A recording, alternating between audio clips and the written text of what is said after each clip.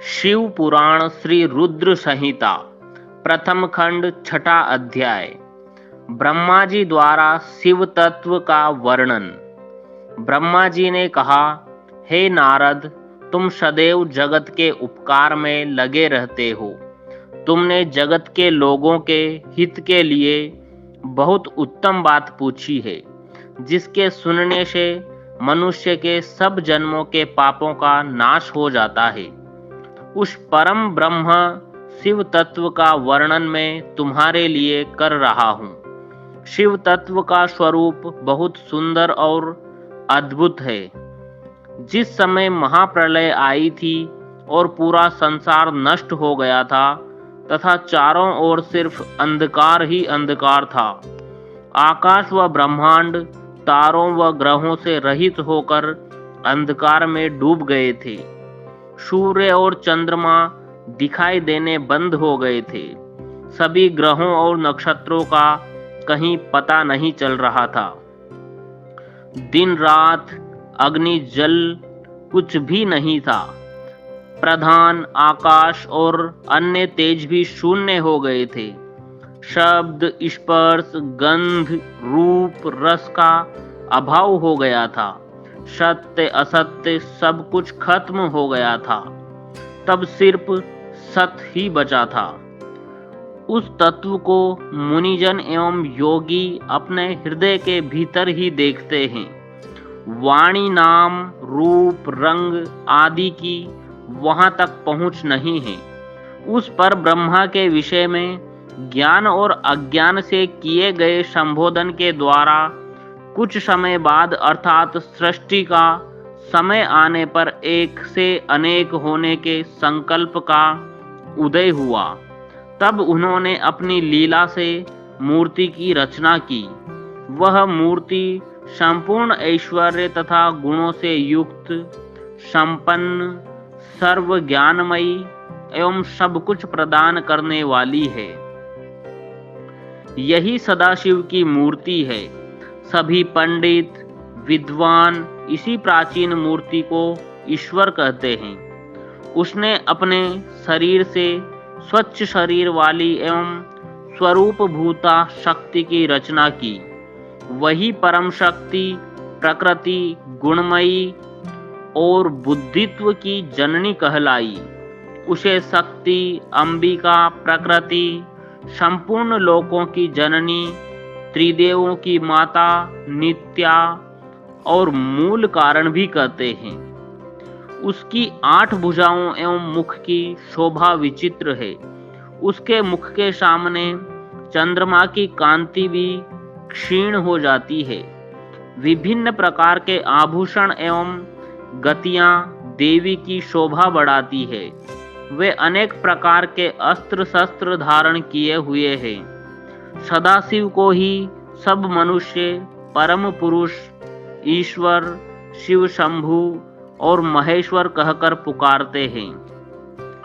उनके मस्तक पर गंगा, भाल में चंद्रमा और मुख में 3 नेत्र शोभा पाते हैं।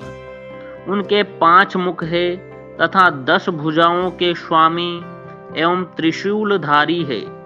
वे अपने शरीर में भस्म लगाए हैं।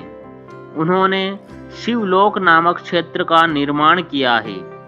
यह परम पावन स्थान काशी नाम से जाना जाता है।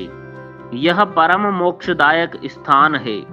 इस क्षेत्र में परमानंद रूप शिव पार्वती सहित निवास करते हैं। शिव और शिवा ने प्रलय काल में भी उस स्थान को नहीं छोड़ा। इसलिए शिवजी ने इसका नाम आनंद वन रखा। एक दिन आनंद वन में घूमते समय शिव शिवा के मन में किसी दूसरे पुरुष की रचना करने की इच्छा हुई। तब उन्होंने सोचा कि इसका भार किसी दूसरे व्यक्ति को सौंपकर हम यहीं काशी में विराजमान रहेंगे। ऐसा सोचकर उन्होंने अपने वाम भाग के 10वें अंग पर अमृत मल दिया, जिससे एक सुंदर पुरुष वहां प्रकट हुआ, जो शांत और सत्व गुणों से युक्त एवं गंभीरता का अथाह सागर था। उसकी कांति इंद्रनील मणि के समान श्याम थी। उसका पूरा शरीर दिव्य शोभा से चमक रहा था तथा नेत्र कमल के समान थे। उसने हाथ जोड़कर भगवान शिव और शिवा को प्रणाम किया तथा प्रार्थना की कि मेरा नाम निश्चित कीजिए। यह सुनकर भगवान शिव हंसकर बोले कि सर्वत्र व्यापक होने से तुम्हारा नाम विष्णु होगा।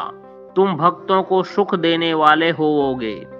तुम यहीं स्थिर रहकर तप करो, वही सभी कार्यों का साधन है। ऐसा कहकर शिव जी ने उन्हें ज्ञान प्रदान किया तथा वहां से अंतर्धान हो गए। तब विष्णु जी ने 12 वर्ष तक वहां दिव्य तप किया। तपस्या के कारण उनके शरीर से अनेक जलधाराएं निकलने लगी। उस जल से सारा सूना आकाश व्याप्त हो गया। वह ब्रह्म रूप जल अपने स्पर्श मात्र से पापों का नाश करने वाला था। उस जल में भगवान विष्णु ने स्वयं शयन किया। नार अर्थात जल में निवास करने के कारण ही वे नारायण कहलाए। तभी से उन महात्मा से सब तत्वों की उत्पत्ति हुई। पहले प्रकृति के महान और उससे 3 गुण उत्पन्न हुए तथा उनसे अहंकार उत्पन्न हुआ। उससे शब्द, स्पर्श, रूप, रस और गंध एवं 5 भूत प्रकट हुए। उनसे ज्ञानेंद्रियां एवं कर्मेंद्रियां बनी। उस समय एकाकार 24 तत्व प्रकृति के प्रकट हुए एवं उनको ग्रहण करके परम पुरुष नारायण भगवान शिव जी की इच्छा से जल में सो गए। यह अध्याय यहीं समाप्त होता है। अगर आप चैनल पर पहली बार वीडियो देख रहे हैं तो चैनल को सब्सक्राइब करना ना भूलें। धन्यवाद। ओम नमः शिवाय।